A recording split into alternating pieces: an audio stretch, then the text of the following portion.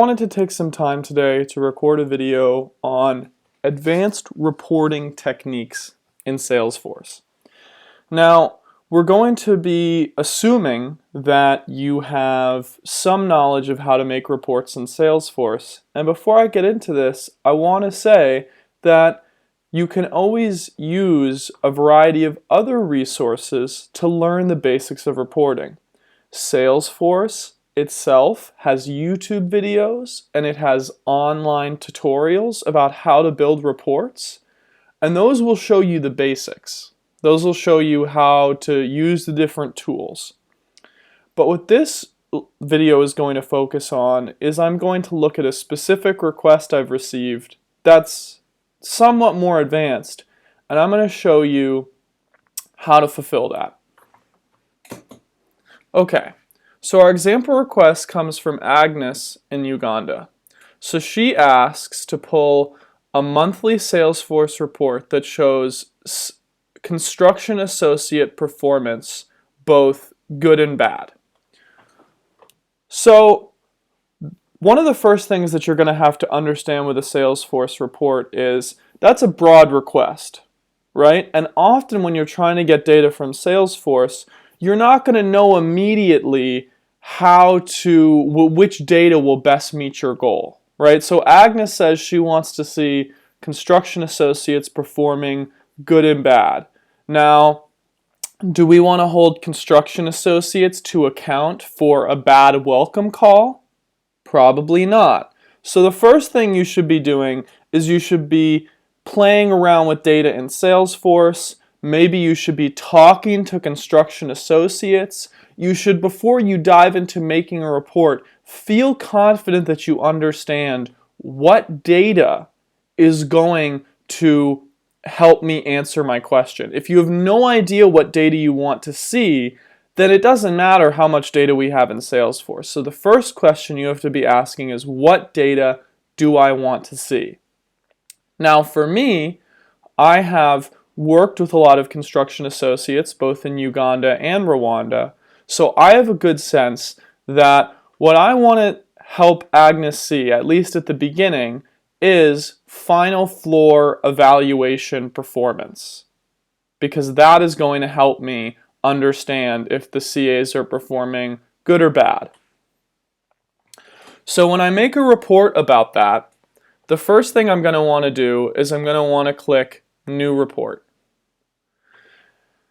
And when you click New Report, this is why you'll see that it's so important to have a sense of what data you want to see. There are tons and tons of different report types.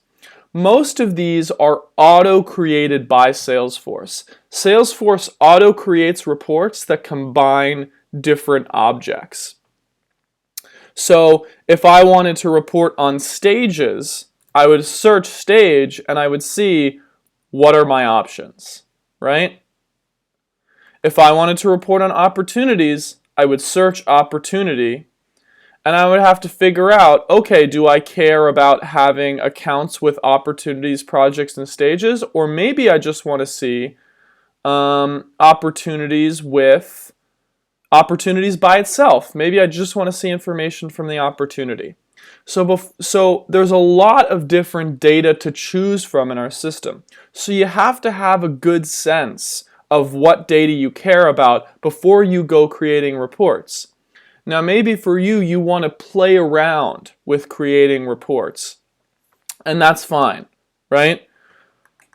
So in our case, we want to report on surveys and audits because that's the object. So I'm just going to search survey.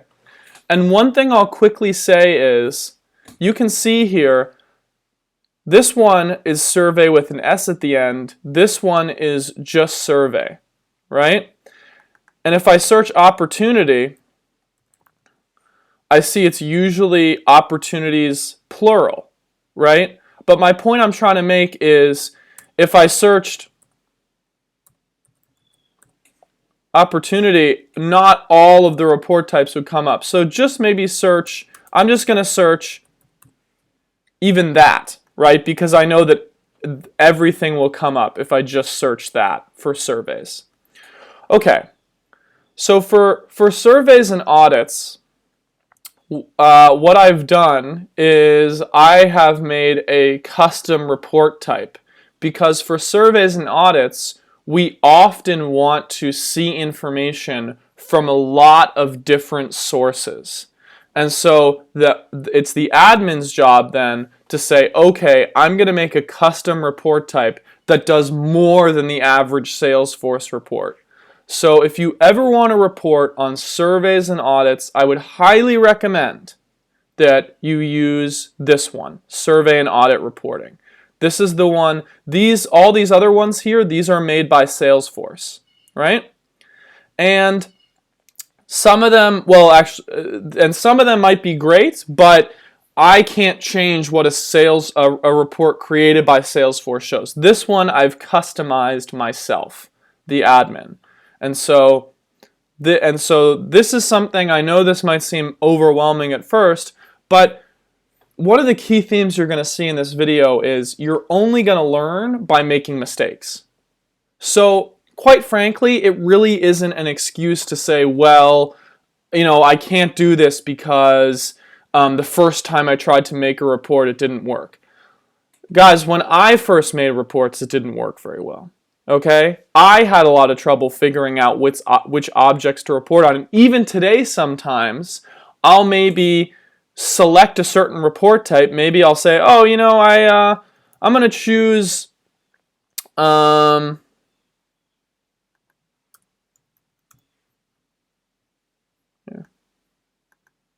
See, even now,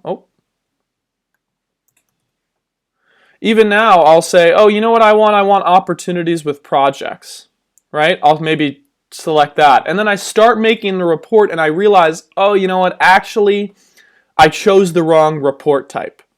I'm going to delete my report and select just opportunities by itself, okay? So don't feel like you have to get this right off the bat. You will learn which report type to use by making mistakes, right? And you can always ask me, you can send me a report that isn't working and say, Ryan, I'm having trouble. Why isn't this report working? And I'll help you see why it's not working. One final note on choosing the report type. Make sure that you understand, if I select accounts with opportunities, then I'm only going to see accounts that have opportunities. That's what with means, right? These two combined. So I'm not going to see accounts on their own. Same thing with, if I select opportunities with projects, that report is only going to show me opportunities that have projects. Whereas if I select opportunities, it's going to show me every opportunity.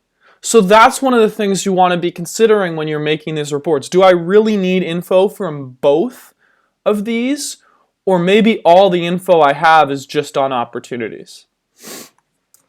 So in our case, going back to remind us, Agnes wants to see CA performance. And I'm guessing that our audits of construction are going to tell how good a CA is performing. Okay? So, like I said, in this case, I've made this custom report type, which I'd recommend you use. If you want to use surveys with customer account, that's up to you. But this is the one that I custom created. Okay. So now we're in. The very first thing I do every time I make a report, show all. I don't know why you wouldn't select show all. I've never found a case where it helps. Okay, so time is obviously very important, right? If I show Aggie or the Uganda team in general every single evaluation we've ever done, she's going to be seeing evaluations for construction associates that were fired in 2017. Is that really going to help her evaluate construction associates today? No, it's not, right? So after you set this to all, the second thing you should be doing is thinking through, What time period do I care about? Now, what Agnes said was monthly, right? Pull out a monthly Salesforce report. So, what I'm going to do, now, one of the things to make sure you also consider is, of course, what kind of date do I want to filter by? Salesforce records multiple dates, right? So I could filter by the date the associated project was completed. I could filter by the last time the survey or audit was modified, right? And by modified, it means the last time someone changed it. Now, in this case, really what I care about, as is often the case with surveys, is just created date, right? Because I just want to see, of all of the surveys that were created last month or this month, how did the CA perform on those? So you will have to think through, okay, which date do I want to use? And there will be times where maybe you want to use, for instance, for reporting on opportunities, maybe you want to use the customer sign date. Maybe you want to use the opportunity created date. Maybe you want to use the date of most recent payment. There are a lot of options for which date you're going to use. In this case, I care about created date. I want to see all the audits, construction audits that were done last month, right? And so I'm just going to use created date. Okay, so then you have to decide what time period. Now, a really important piece to understand is if you select custom, Salesforce is never going to update. Like, let's say I said 1/1/2020 to 1/30/2020. Okay, or I should change that. Well, that's fine, but then... Anyway, understand that these dates are never going to change, right? So really, you shouldn't select custom very often. And what do I mean by they're never going to change? Well, if I select this week, Salesforce is going to auto-update every time the week changes, right? Because this week, right now, we're on April 22nd. So if I select this week, it's going to say, okay, he means April 20th to April 25th. But to next week, he's going to say, oh, he must mean, whatever it is, April 28th to May 1st. So Salesforce, when you select these, is smart enough to always be updating. But if you select custom, it's going to say, okay, well, you only want this date permanently, so I'm never going to change this report or update the dates. And that's rarely a good idea. Sometimes it is, but rarely. And in this case, it definitely isn't. So, I have to say, a lot of times in our company, we choose, we might choose last month. We might think last month is good, but I'm not going to choose that right now, just because Agnes might run this report on the 29th. She might run this report on the 30th of April. And if I select last month, then the problem that's going to come up is it's in April, it's only going to show March. And that's not always very helpful, especially for construction. So with construction and inventory reports, I usually select last 30 days, because that way Agnes can run it on the 30th of April and it will show everything from April, or she could run it on May 5th and it will show everything from the first 5 days of May and everything from April. So last 30 days is more flexible than, last month or last week. But sometimes maybe you want to see I just want to see last week, and that's fine. But selecting days is more flexible.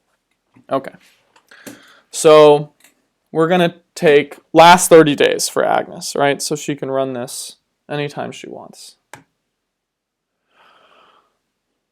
Okay, so right now, what am I showing? I'm showing all surveys and audits that were created in the last 30 days. So let's just search. I'll tell you what this is in a moment, but let's just see something here. We're seeing tons of different record types, right?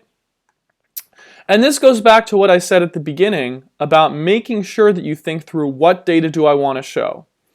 Does the 6-month follow-up survey tell us about the performance of the construction associate? You could argue yes, it does, right? But is it the best way to tell?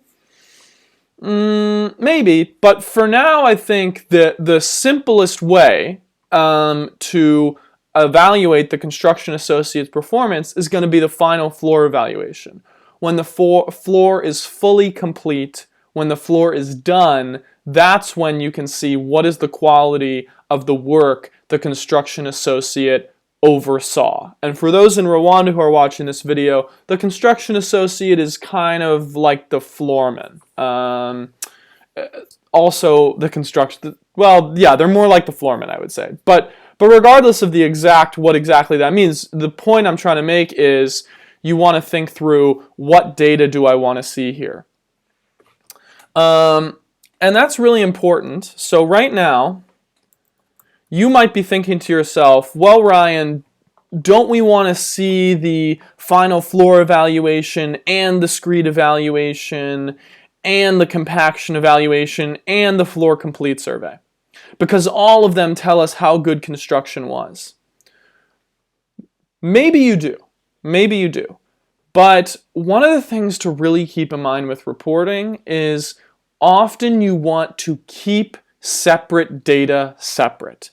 When you try to report on too many things at once, like let's say you try to make this 4 different record types, right? And then maybe you even make this, and I want to see the last 120 days. Well, when you start to make the report bigger, yeah, it gives you more data to analyze. But it's going to be harder because there's so much data to look at that it can become overwhelming. And additionally, remember the floor complete survey is different from the final floor evaluation.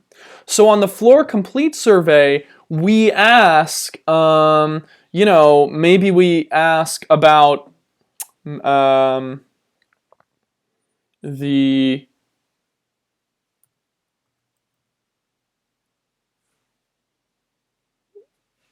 we have this satisfaction score, or we say, did the floor meet expectations, right? That's something we ask in the floor complete survey. But do we ask that in the final floor evaluation? No, we don't. And so what's going to happen? Well, for all these, we're good. We have the data, but when we search final floor evaluation score, it's 0. And see how that's kind of confusing? It's not that this floor got a 0%, it's just that the floor complete survey doesn't have a final floor evaluation score. And this isn't just true for surveys and audits, right? So you got to think about if you're running a report on stages, then you got to think, do I want to see stages that are in progress or stages that are complete or stages that are new, or what combination of stages do I want to see? Because if you include every single kind of stage, then you're going to see all these stages maybe that are planned for the future, and that's going to get confusing because you're wondering, oh, why hasn't this stage been done yet or something? And then you realize, oh, it's because it's planned for the future. So I would encourage you to really think through how to segment your data, right? Don't try to report on everything at once. So I'm going to keep this simple in that vein. I'm just going to report on final floor evaluations. Maybe later we can make another report on screed evaluation performance, compaction evaluation performance, and floor complete survey. We can make all of those reports, but for right now, I would not encourage trying to combine everything into one master report because it's going to get overwhelming.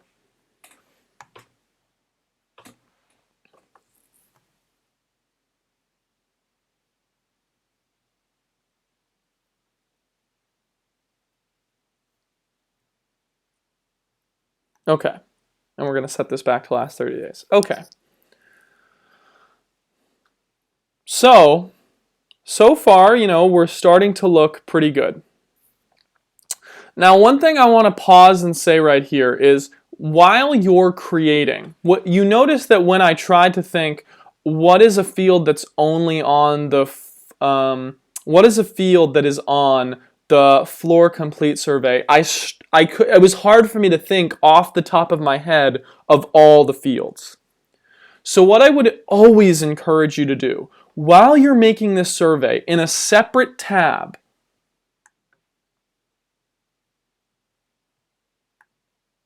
open up an example of the record type you're using. So what are we reporting on? We're reporting on final floor evaluation.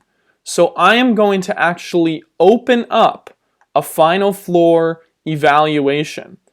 That way, I don't have to remember, oh, how is it average of all ball drops or balls? You're going to be struggling to remember exactly what the names of the fields are. You're not going to remember off the top of your head. But if you have this window open, then you don't have to remember. You can say, oh, what is it called? It's the final floor score, right? Because even if you're a little bit off, let's say you think it's called the final floor score.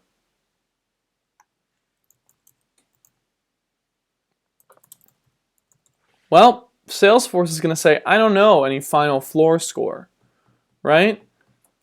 But if you say final floor evaluation score, then it does come up. And if I have this open, I can just go and see, oh, what is it called? Oh, right, final floor evaluation score. Okay.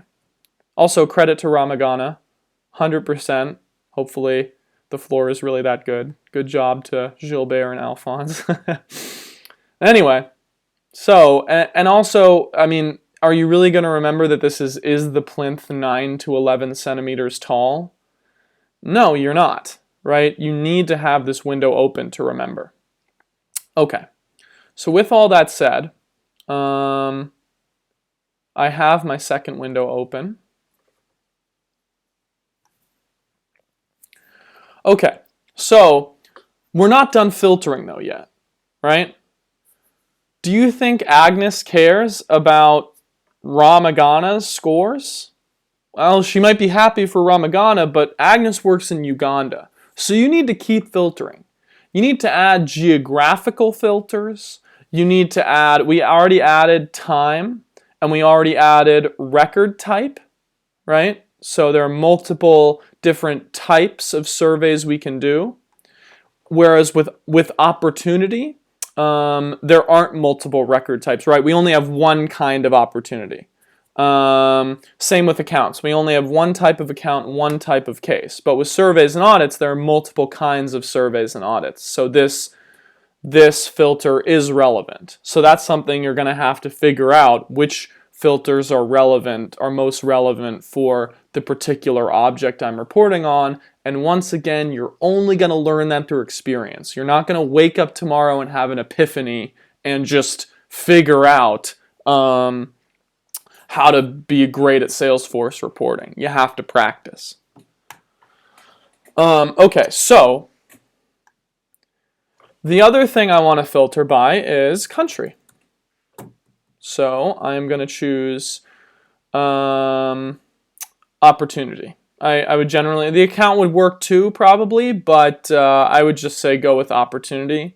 And the reason I usually go by opportunity is because that's the one that we update the most, right? So account probably will work, but we update this more often.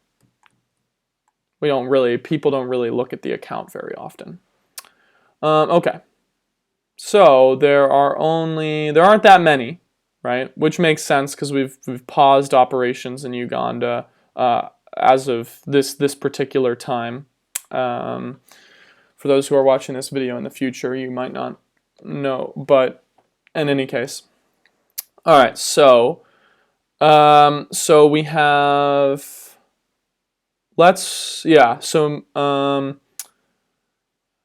This is very, very few. So this is the time where you might say, oh, maybe we should expand our time date, right? Maybe we didn't select enough days. So, and this is why it's good to actually see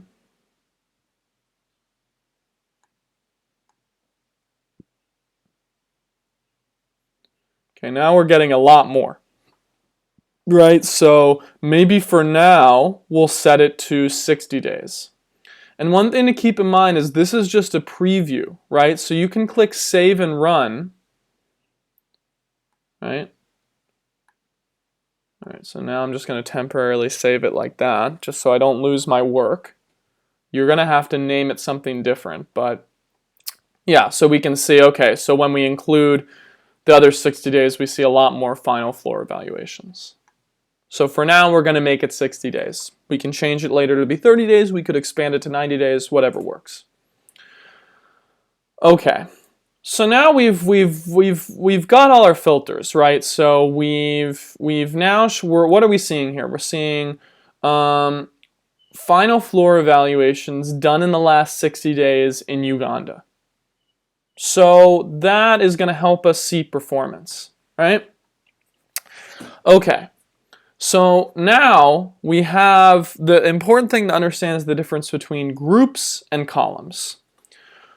Groups is when you take a piece of data and you group all of your examples of data by one field. Okay, that sounds abstract. What do I mean by that? Well, if I was to group by district or quality assurance, then what would happen?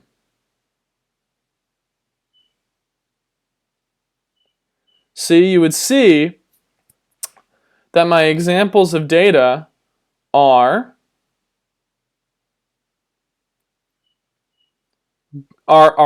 separated by whether they're district, right? Districts are here, or whether they're quality assurance. So you can separate data to make it easier to see, oh, this one is for this and this one is for this.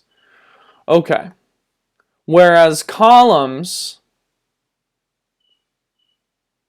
just show the data, right? This data, if I just put district or quality assurance there, then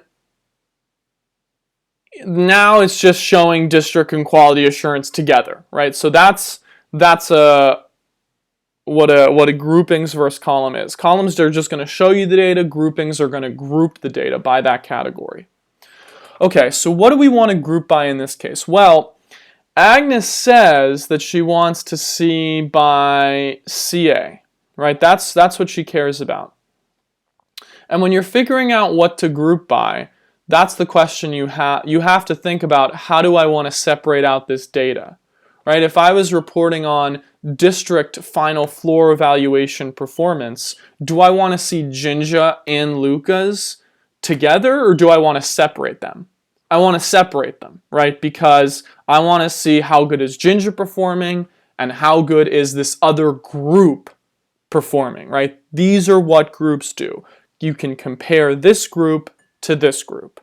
In this case, what are our groups? Our groups are the construction associates, right? So we don't want to see how good is construction associate 1 performing alongside how good is 2 performing. We want to evaluate them as individual groups, right? Maybe we want to, combine it later, but it isn't, if we can't separate out which one is which, it's not going to help. Okay, in any case.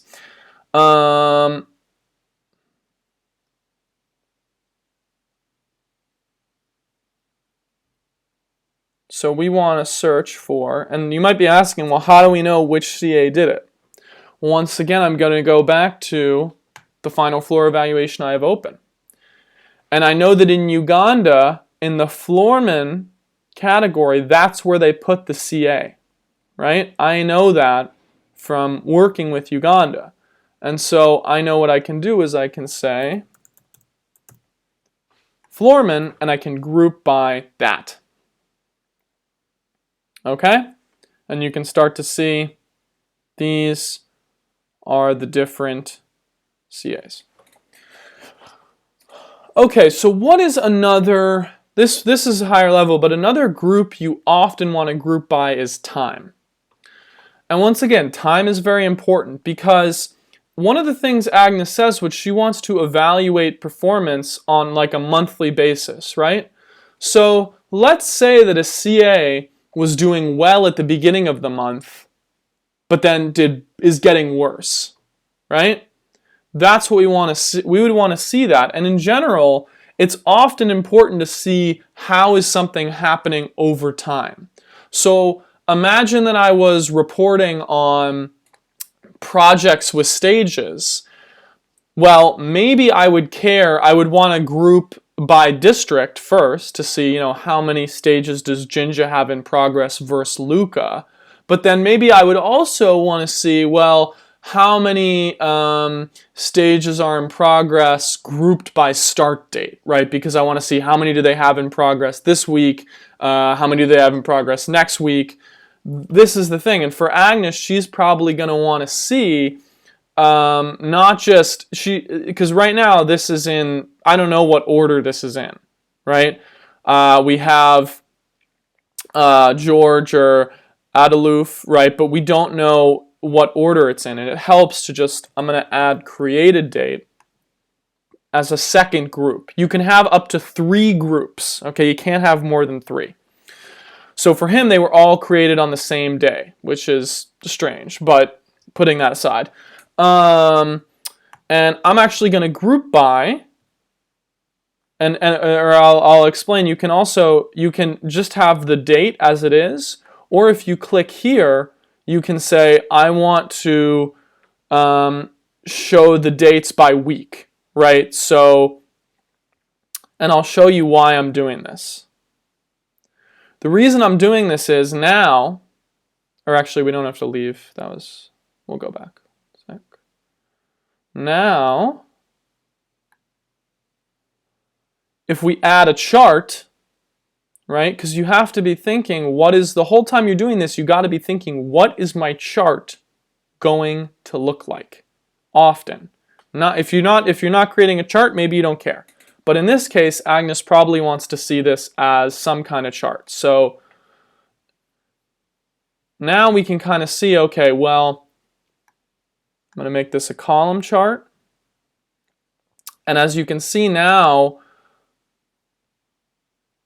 it's grouped by the name and created date, and you can see, okay, how are they performing over time? So George is performing pretty consistently, whereas Gladys was going up and then went kind of back down, right? Or this one's going down. So you have to ask, that's why it's good to group by both the name and the date, so you can see the trend for each person over time.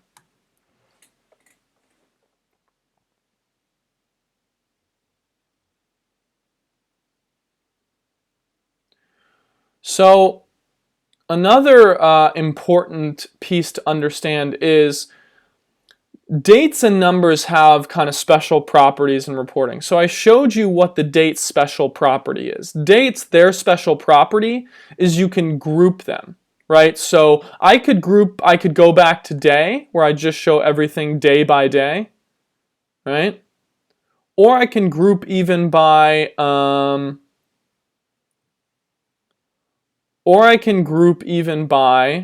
month,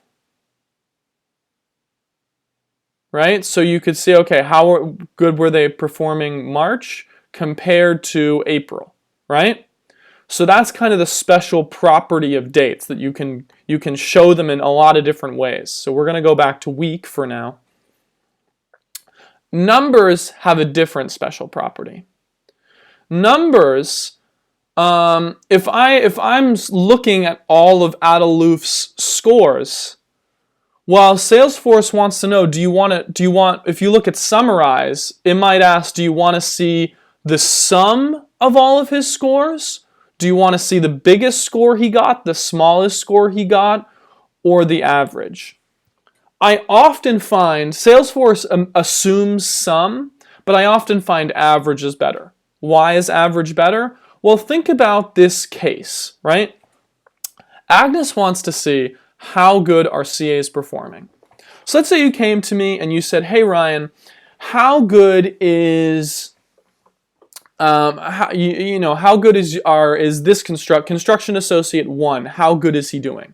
What are his final floor evaluation scores?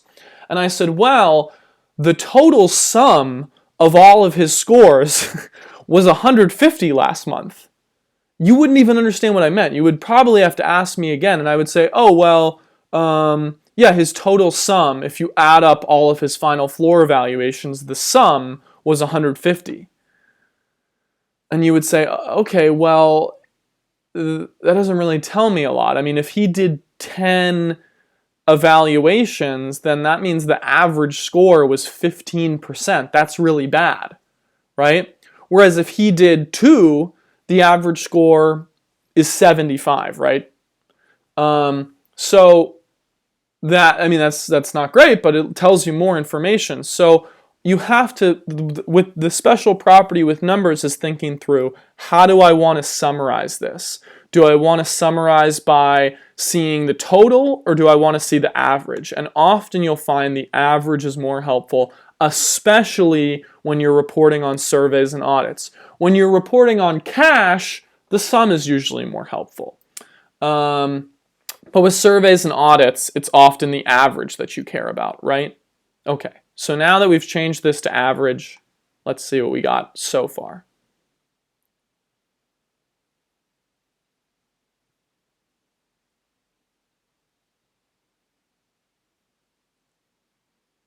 Oh, okay.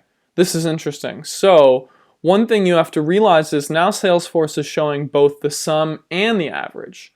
So if you want to stop Salesforce from showing, if you want to say, I want to see the average and not the sum, then you actually have to go back here and you have to unselect sum. See, so I went back. I'll do that again because I did that kind of fast. And it's kind of annoying how it's in the corner here. Maybe sometimes you can zoom out. Sometimes zooming out is helpful, right? So see how I zoom out. Maybe that helps you. Maybe not, but yeah. Anyway, so you can see if I can select sum, and now it's going to show both. See, if you look at the bottom here, it shows total and average. But in this case, the sum really doesn't help me see that much. So I'm just going to do average. I'm going to zoom back in. I'm going to go to 90%. Okay. So now we just have the average. Let's see what our report looks like so far.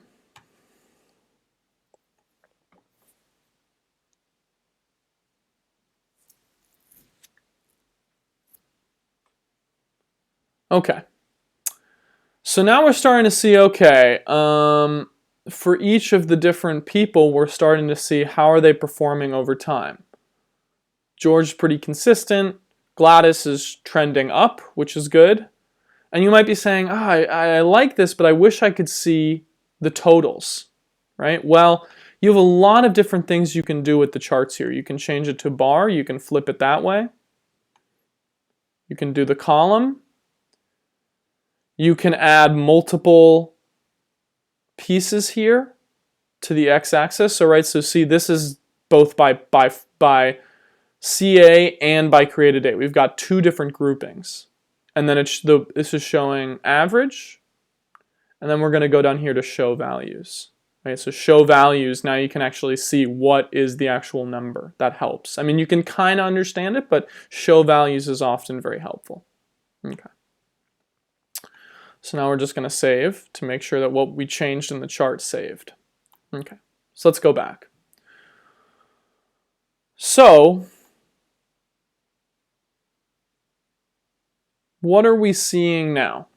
Well, now we're seeing for every single construction associate in Uganda, what was their performance on final floor evaluations in the last 60 days. So, and now we have to think, is there any other information we want to add to this, right? Well, We have the survey name. That's always important to add, so if someone wants to look at a specific survey, they can see it. Record type, we probably don't need this anymore, right? Because it all says final floor evaluation. We filtered it so it's only final floor evaluation. Same thing if we put in country. If we had multiple countries, then we probably want to group by country. Maybe we want to add country down here. But if we've told the report we only want to see this record type, then why do we have that here? We know what it's going to show. So we're going to take out record type. District or quality assurance, well, that's probably still important. I mean, we could keep it in there because we might want to see, are they, scoring higher on district versus quality assurance? I don't know. Okay, so what other things am I going to add? Once again, this is why it's so important to have this open, right? If I go back, I can see what else might I want to add. Oh, I might want to add the name of the mason, right? And I got reminded because I had this open. What else? I probably want to add the name of the customer. I wouldn't have known that if I hadn't have had this open to look through the different fields available to me, right? So I'm going to add mason. And I'm going to add opportunity. And one thing you want to do is you want to make sure your columns are in an order that makes sense, right? What do I mean by that? Well, I mean, does it make sense to have final floor evaluation score and then mason and then customer? Probably not. I usually like to have the number at the end. So, so it's going to be, I want to move that to the end.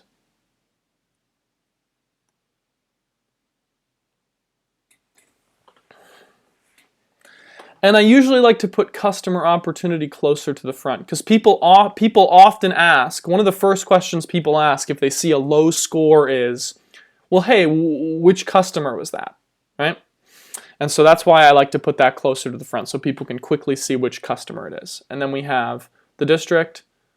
And this even really isn't that important. So I'm actually going to move Mason up too because that's the other question people are going to ask. Oh, wow, this is a bad score. Which Mason got this bad score, right? So now let's go through and let's see, is there anything else? Maybe eventually she'll want to see ball drops, she'll want to see more specific repair information. Did Mason behave well? Yeah, other things later she might ask for, but one of the things I would encourage you to do is you're not going to make the perfect report at first. I mean, I've had a ton of experience making reports. And if you think you're going to just go in and make the perfect report and be done, I hate to break it to you, but it's not going to happen, right? You're going to have to iterate. What do I mean by that? I'm going to send this to Agnes, and she's going to probably tell me, hey, you know what? I don't really want to see 60 days. Oh, you know what? Can you not filter by week? Could you actually just do it by month or by day or something like that, right? She's going to give me feedback. And if you're making a report for yourself, if Agnes had made this report for herself, then the same thing would happen because at the end of the month, she would try to evaluate CA performance, right? She would use this report. She would try to evaluate CA performance and she would find, oh, I don't actually have this piece of data that I'm looking for, right? So if other people are going to use the report, they're going to help you and give you feedback. But even if just you are using the report, you're going to notice when you missed something. And when you miss something, go back and edit it and correct it. Okay? Let's see if we got through everything. Oh yeah, one more important thing to understand.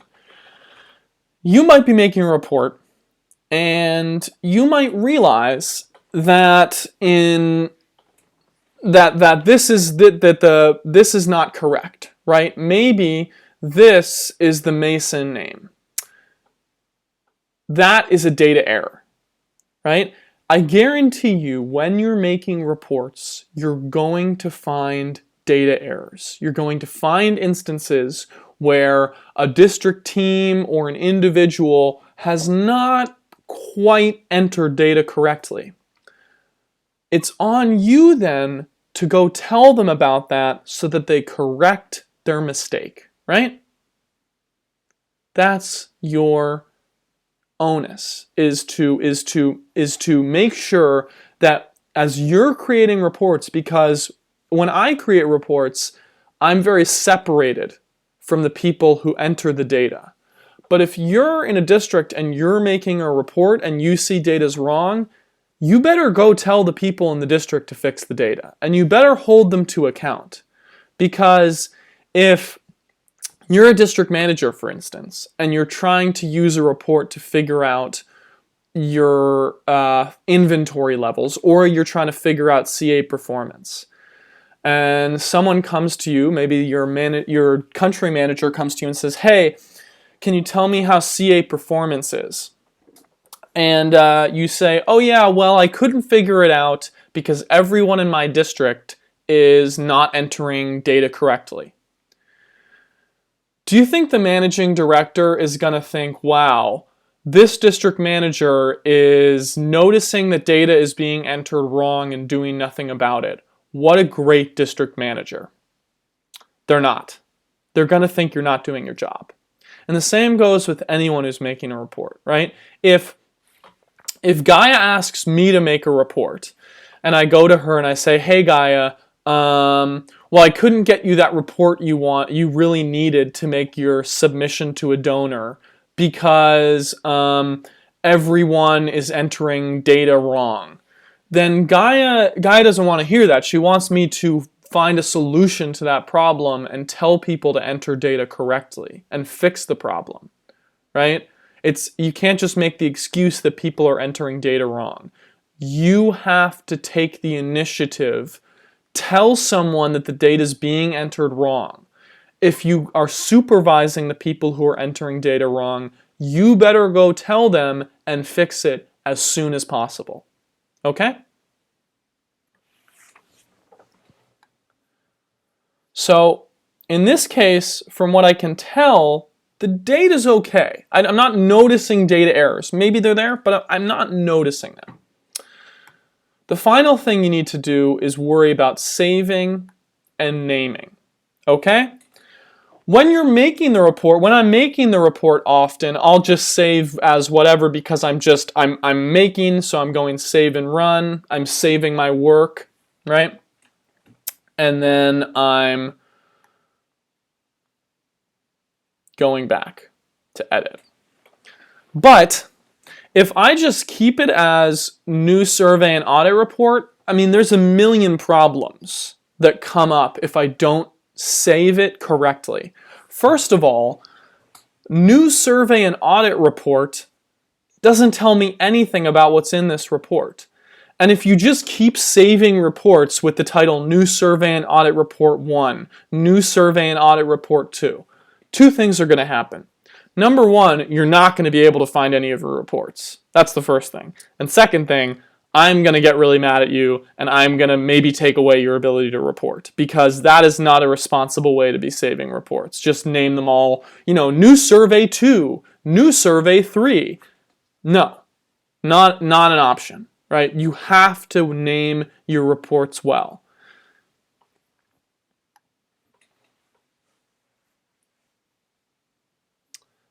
So you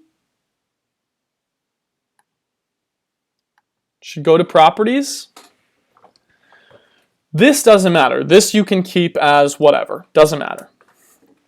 Report name. Okay, so we're going to name it CA FFE for final floor evaluation. Performance. Now, one of the things that's difficult with report names, people often ask me, why don't you just write final floor evaluation? Okay, well, let's try that. And now you also want to include the geographic stuff, right? So people ask me, Ryan, why don't you just write Uganda? Right? Well, I can't. I am trying to type, but this is the limit for how much you can put in a name. Okay? So you have to name in a brief manner. Okay? So what I'm going to write here, the things you need to include are, what is this report? This report is CAFFE performance, and then I want to write last 60 because it's the last 60 days, right? Then you want to include the geographic area you're covering. So if this was just Luka, I would write Uganda Luka, right? An abbreviation of some kind. If it was Ramagana, I would write Rwanda, Ramagana, Rwanda, Ngoma, Rwanda, Bugesera, right? This is the format we have for naming reports. In this case, it's all of Uganda. If you want to get more specific, then the place to do that is in the description. So you should be writing out, what does this report actually show down here? So now I'm going to write, the description, you can write it out fully. Construction associate performance on final floor evaluations done in the last 60 days in Uganda, right? Really, I've actually written out the title, but longer down here, right? Okay, finally, the folder. The folder is really, really important. If you want to save it in your private reports, that's a really bad idea. Because what's going to happen is you're going to be the only one that has access. So let's say Agnes made this report and saved it to private reports. And Katie said, oh, hey, Agnes, can I see that report? Or I said, oh, hey, Agnes, can you show me that report, right? Or whoever. Well, the only people who are going to see the report are people who are logged in to the account that Agnes is using. Private means private to my account. So if I'm the administrator, if I saved all my reports as private, then no one would have access to any of the reports I made except me, Jonathan, and anyone else who's an administrator. Okay? So the report you save it to is really, really important. So I'm going to save this to, and once again, just like you might not know which folder to save it to at first, you might not know which report type to create, well, do your best to learn, right? Go slow, and you will learn. And I know, because I've saved a lot of reports in my time, that there's a report called Uganda reports, and then I know that this would fall under, well, actually it wouldn't fall under these categories right now, but I could also save it to QA, right? Maybe now that I think about it, I'm realizing, oh yeah, there's a separate report for Uganda QA, right? So I'm realizing this is maybe QA, maybe you could make a new report, right? So that's another thing we could do. We could, if we wanted to, we could create a new folder, and we could save it to that folder. So maybe I want to do Uganda construction reports, right? So I could do that and save it in a new folder if you don't find a folder that's a good. But what I'm realizing is, oh yeah, Agnes works for QA. So this is a QA report. Once again, I have a lot of experience, but at first I made a mistake. And I thought I was going to save it in Uganda reports. Then I corrected my mistake and realized, oh, actually, let me save it QA. Okay? And I am now going to make a new folder called performance tracking. Maybe I'll even be more specific. I'll say CA performance tracking, right? Because this is an important category, CA performance tracking. And I'm going to save it to CA performance tracking, right? Once again, we can change the way reports are organized, but you have to be saving to folders in a way that other people could understand, because other people are going to look for this report. And if they can't find it, then it doesn't matter if you've made the most beautiful report in the world. If no one can see any of the data, it doesn't matter.